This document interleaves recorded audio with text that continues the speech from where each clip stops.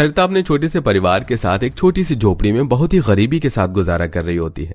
सरिता खाना बना रही होती है, तभी उसकी बेटी पूजा उदास होकर आती है। अरे क्या हुआ पूजा, तो इतनी उदास क्यों है? यहाँ तो बड़ी खुश होकर गई थी और घर आई है तो ऐसे मुंह लटका कर। क्या हुआ, सब ठीक तो है ना? माँ कुछ भी ठीक नहीं है।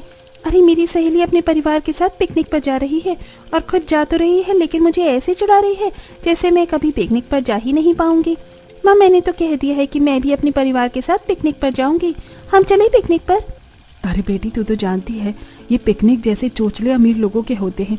हम लोगों के पास खाने के लिए पैसे नहीं होते। हम घूमने में कैसे ही पैसे लगा सकते हैं? आप हमेशा ही ऐसे क्यों कहती रहती हो? अरे मैं कहीं दुनिया से बाहर जाने के लिए थोड़ी ना कह रही हूँ, या फिर देश से शहर से बाहर थोड़ी ना जाने को कहा है। मैं तो बस केवल इतना कह रही हूँ कि हम पिकनिक पर चलते हैं, यहीं इसी शहर में, यहीं कहीं पास घूमने की जगह पर चलते हैं ना।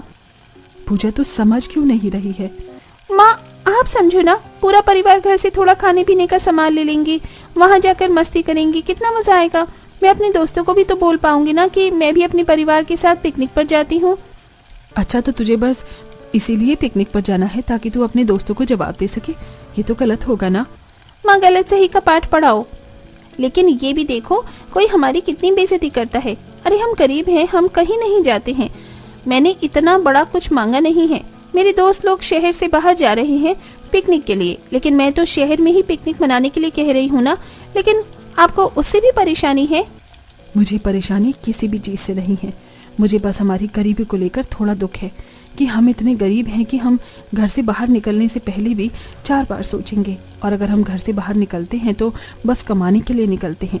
फिजूल खर्ची के लिए हमारे पास इतने पैसे नहीं हैं। आप तो यही कहोगी ना। अरे जब तक हम फिजूल खर्च करेंगे नहीं, तब तक हम और पैसे कमाने की चाह कैसे रखेंगे? आपसे तो बोलना ही बेकार है। पूजा मुंह बनाकर वहां से उदास होकर चली जाती है। पूजा को इतना उदास देखकर सरिता को बिल्कुल अच्छा नहीं लगता। हर वक्त अपने बच्चों को तरसते हुए देखना मुझे बिल्कुल भी अच्छा नहीं लगता है। काश मैं भी अपने परिवार को सब कुछ कभी दे पाती। ऐसे ही कई दिन और निकल जाते हैं। कुछ दिनों बाद सरिता का बड़ा बेटा अंकित अपनी गर्लफ्रेंड शीतल से मिलने एक कैफे में जाता है। अंकित, तुम हर बार इतना लेट आते हो। अरे अब तो तुम्हारी नौकरी भी है, तुम बाइक ले लो ना।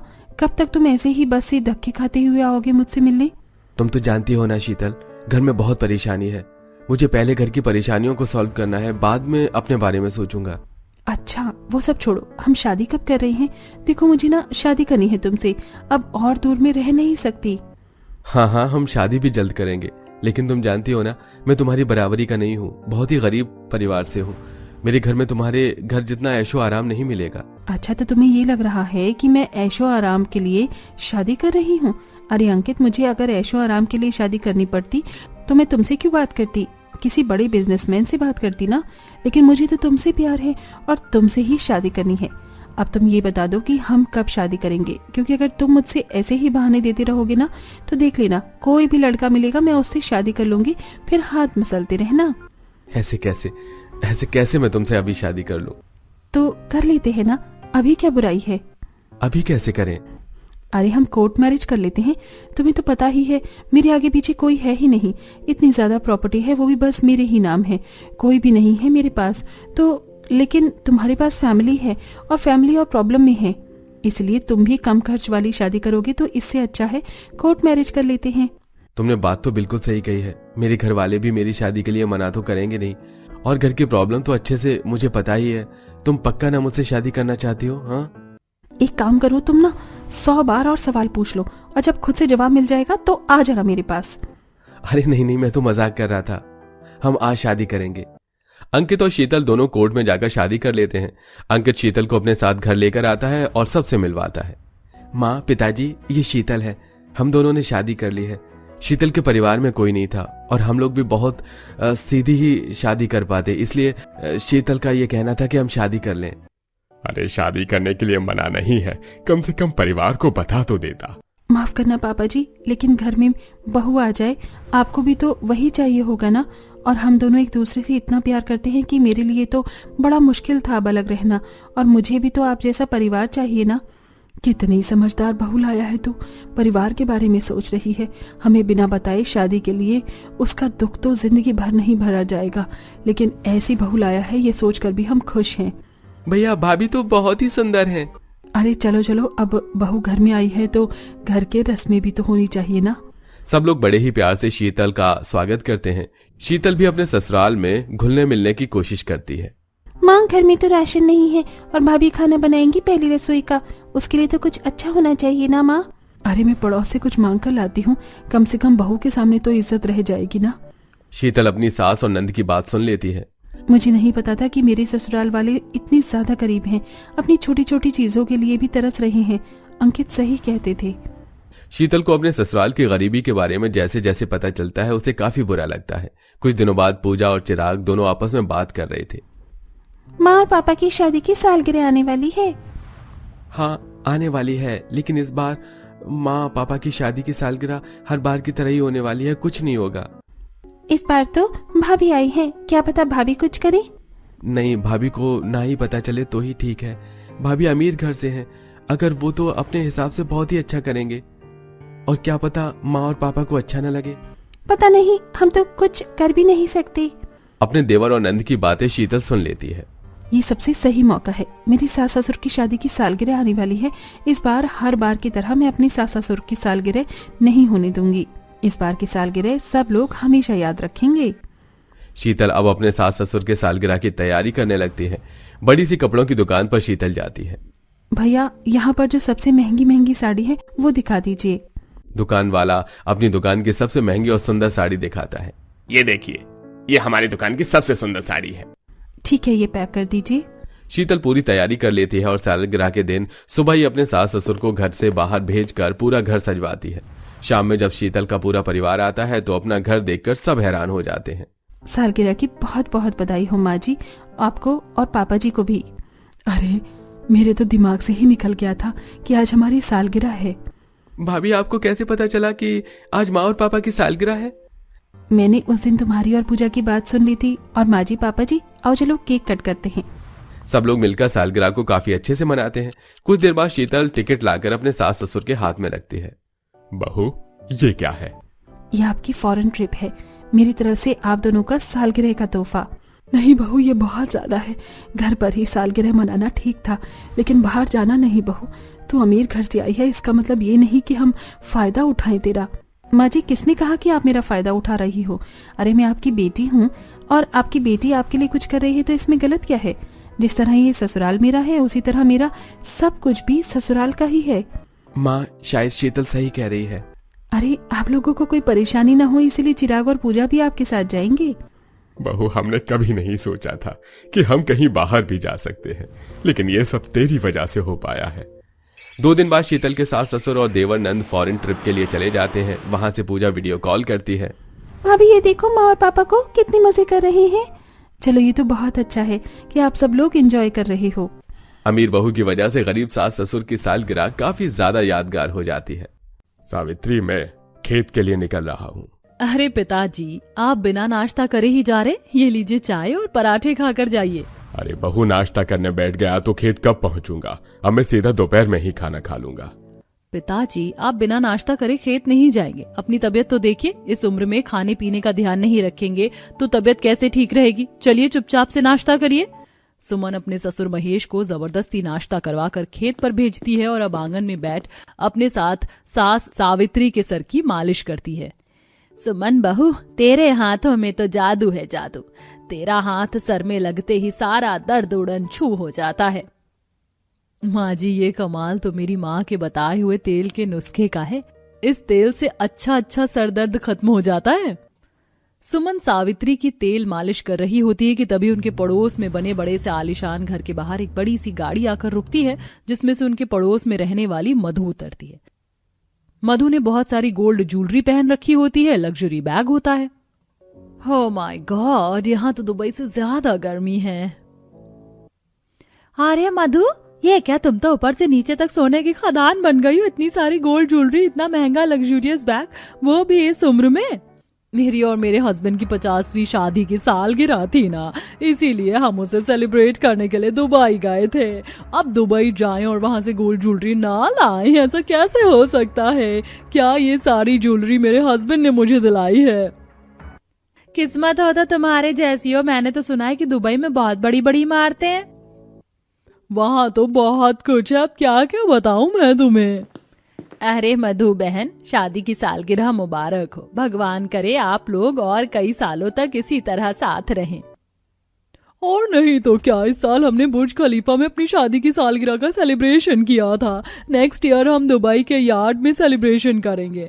वैसे ही बुर्ज खलीफा के बारे में तुम गरीब को क्या ही पता होगा, ना तो तुम कभी जुमरी तलैया तक नहीं गए हो। बाय द वे, टाइम क्या हुआ है? मुझे स्पा के लिए जाना था। वो क्या है ना, दुबई जाने के बाद मैं अपनी स्किन का कुछ ज्यादा ध्यान रखने लग गई हूँ। चलिए अब मैं चलती हूँ, शाम को मिलते हैं। मधु दिखावा करते हुए सीधा अपने घर के अंदर चली जाती है। वहीं सावित्री और सुमन भी अपनी गरीब झोपड़ी में आ जाते हैं। माँ जी, मधु काकी कुछ ज्यादा ही दिखावा नहीं कर रही थी? ऐसा लग रहा था कि वो दुबई नहीं बल्कि चांद पर जाकर आई हैं। अरे बहू तू भी ना। सुमन आज घर की सफाई कर रही होती है कि तभी उसे एक बक्से में अपने सास ससुर की शादी की तस्वीर मिलती है, जिसे वह बड़े प्यार से देख रही होती है, और साथ ही में उस पर उनकी शादी की तारीख लिखी होती है। अरे माँ जी, इस तारीख के हिसाब से तो 1 महीने बाद आपकी और पिताजी की शादी की 50वीं सालगिरह है। देखते ही देखते कब इतने साल गुजर गए, पता ही नहीं चला। ये दिन तो आपके पिताजी के लिए बहुत खास होगा ना। क्यों ना हम आपकी शादी की 50वीं सालगिरह पर एक छोटा सा जश्न रखें। एक छोटे से जश्न में मेरी तो कितना खर्चा होगा। 3-4 महीने के लिए हमारा मुंह बिल्कुल बंद हो जाएगा। मैं तो बस उस दिन इनके साथ माता रानी के दर्शन कराऊंगी। हो गई हम गरीबों की शादी की सालगिरह। सावित्री की बात सुन सुमन को काफी दुख सा लगता है। आधी रात का समय था, सभी लोग गहरी नींद में सो रहे थे। सुमन पानी पीने के लिए उठती है और घर की बनी खिड़की से देखती है कि आंगन में उसके सास ससुर खाट पर बैठकर बातें कर रहे हैं। सावित्री, तुम्हें याद है जब हमारी नई नई शादी हुई थी तो मैंने तुमसे बोला था कि हम दुबई जाएंगे। मैं तुम्हें वहां पर आइसक्रीम खिलाऊंगा और हम बोट की सवारी भी करेंगे। लेकिन बढ़ती जिम्मेदारी और इस गरीबी के चलते मैं अपना वादा पूरा नहीं कर पाया। आपका साथ मेरे साथ है, मेरे लिए यही काफी है। देखिए ना, कुछ ही वक्त में हमारी शादी को पूरे 50 साल हो जाएंगे। मैं तो भगवान से यही प्रार्थना करूंगी कि हर जन्म में मुझे आप ही मिले। माँ जी और पिताजी के दिल में कितनी ख्वाहिश थी, लेकिन आज तक उनकी एक ख्वाहिश भी पूरी नहीं हुई। अमीरों के लिए दुबई जाना कितनी आम बात है, लेकिन हम गरीबों के लिए तो बस एक सपना ही बनकर रह गया है। काश मैं माँ जी और पिताजी के लिए कुछ कर पाती। उस रात सुमन को नींद नहीं आती और ऐसे ही कुछ दिन गुजर जाते। सुमन हर रोज की तरह आंगन में झाड़ू लगा रही होती है कि तभी पड़ोस में रहने वाली 2 औरतें आपस में बात करती हैं। हाँ, मुझे तो यकीन ही नहीं हो रहा है कि 5000 में हमें दुबई जाने की इतनी बड़ी लॉटरी मिल रही है, वो भी पूरे परिवार के साथ। और नहीं तो क्या, कम से कम 5 से 6 दिन के लिए जाएंगे। वहां पर जाना, खाना, पीना सब कुछ हमारे लिए फ्री होगा। धन्य हो उन टूर एंड ट्रेवल्स वालों का, जो उन्होंने इतना अच्छा ऑफर निकाला है। कनिका शोभा की बात सुन सुमन उनके पास जाती है। ये तुम लोग किस बारे में बात कर रही हो? और यहीं पास में टूर एंड ट्रेवल्स की एक नई कंपनी खुली है। वहां पर 5000 रुपए में एक लॉटरी का टिकट दिया जा रहा है। जो भी इस लॉटरी टिकट को जीतेगा उसे अपने परिवार के साथ 6 दिन के लिए दुबई ट्रिप पर जाने का मौका मिलेगा और सारा खर्चा भी कंपनी उठाएगी। ये तो बहुत अच्छी खबर है। अगर मैंने इस लॉटरी की टिकट को जीत लिया तो हम लोग दुबई जा सकेंगे और इसी के साथ माँ जी पिताजी की 50वीं सालगिरह हम लोग दुबई में मनाएंगे। लेकिन मुझे जल्द से जल्द पैसों का इंतजाम करना होगा। पैसों का इंतजाम करने के लिए अब सुमन स्कूल में साफ सफाई और लोगों के घरों में झाड़ू पोछा का काम शुरू कर देती है। अरे बहू, तूने आजकल ये स्कूल और घरों में साफ सफाई का काम क्यों शुरू कर दिया है? हम 2 वक्त की रोटी खा तो रहे थे। अब मैं क्या बताऊं आपको, अगर भगवान की कृपा रही तो आपका पिताजी का दुबई जाने का सपना और मेरा आपकी 50वीं सालगिरह दुबई में बनाने का अरमान जरूर पूरा हो जाएगा। सुमन 5000 जोड़ने के लिए दिन रात एक कर देती है और दुबई जाने वाला एक लॉटरी का टिकट खरीद लेती है। आज लॉटरी की टिकट का विनर नंबर अनाउंस होने वाला था। दिन रात भगवान से की हुई प्रार्थना का फल सुमन को मिलता है और वो दुबई जाने वाली उस लॉटरी टिकट को जीत जाती है। मुबारक हो सुमन जी, इतने सारे लोगों में आप इस ऑफर को जीती हैं। टिकट के साथ साथ आपको कैश प्राइज भी दिया जा रहा है। आपका बहुत बहुत शुक्रिया। आज तो घर में सब लोग काफी खुश हो जाएंगे। सुमन जल्दी से घर जाती है और सभी को सारी बात बताती है, जिसे सुन सभी काफी खुश होते हैं। बहू, तू हमारे लिए इतने दिनों से इतनी मेहनत कर रही थी और हमें इसकी भनक तक नहीं।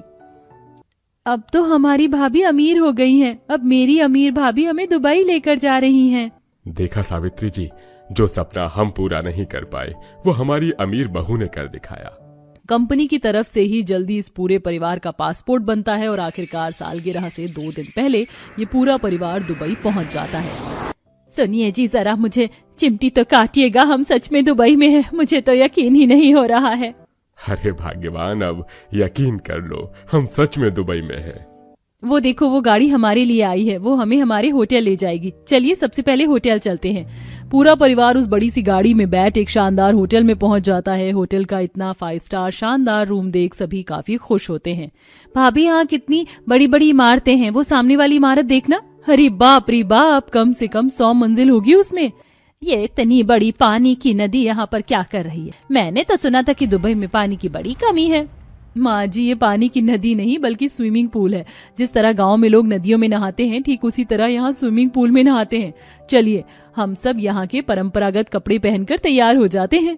जहाँ सुमन, सावित्री और अंजलि दुबई के परंपरागत कपड़े अबाया पहनकर तैयार होती हैं, वहीं महेश और सुमित कुंदरा कपड़े पहनकर तैयार हो जाते हैं। और अब वो सबसे पहले घूमने के लिए म्यूजियम ऑफ द फ्यूचर, बुर्ज खलीफा और दुबई फ्रेम जाते हैं। ये इमारत कितनी बड़ी है ना, इसे तो पूरा देखने के लिए मुझे तो यहाँ जमीन पर ही लेटना होगा। इसका नाम बुर्ज खलीफा है, पता है? ये दुनिया की सबसे ऊंची इमारत है। और जरा इस तरफ देखिए, ये दुबई फ्रेम। अभी हम इसके अंदर भी घूमने के लिए जाएंगे। भाभी, यहाँ का फाउंटेन कितना ज्यादा बड़ा है ना, जल्दी से मेरी यहाँ पर 3-4 फोटो क्लिक कर लो। जब हम वापस घर जाएंगे ना, तो अपनी सभी सहेलियों को दिखाऊंगी मैं। 2 दिन अच्छे से दुबई घूमने के बाद आज सावित्री और महेश की 50वीं सालगिरह थी। सुमन यार्ड में अपने सास ससुर की शादी की 50वीं सालगिरह का केक कटवाती है। मैं कभी सोच भी नहीं सकती थी कि हम अपनी शादी की 50वीं सालगिरह दुबई में इस बड़ी सी बोट पर केक काट कर मनाएंगे। माँ जी, आप तो बार बार इमोशनल हो जाती हैं। अभी तो आपको और पिताजी को डांस भी करना है, जैसे बाकी कपल कर रहे हैं। अब सभी कपल्स के साथ मिलकर सावित्री, महेश, सुमन और सुमित भी डांस करते हैं। और अब तो सब लंच करने के लिए बुर्ज खलीफा में बने होटल में जाते हैं। यहाँ से तो मुझे पूरी दुबई दिख रही है। कितना सुंदर नजारा है। इतना सुंदर नजारे को देखते हुए खाने का तो स्वाद दुगना हो गया। ये देखिए, मैंने आपके और पिताजी के लिए आइसक्रीम भी मंगवाई है। आपका सपना था ना पिताजी कि आप माँ जी के साथ यहाँ आइसक्रीम खाएं। और अभी तो हमारे पास 2 और दिन बचे हैं। आप देखना हम कल और कहाँ कहाँ जाते हैं घूमने के लिए। इन बाकी बचे 2 दिनों में सुमन अपने पूरे ससुराल के साथ दुबई के बड़े बड़े मॉल, गोल्ड शॉप, एक्वेरियम जैसी जगह पर घूमती है। और आखिरकार सुमन का अपने सास ससुर की 50वीं सालगिरह को दुबई में बनाने का सपना पूरा हो जाता है और वो सब दुबई घूमकर वापस अपने घर आ जाते हैं।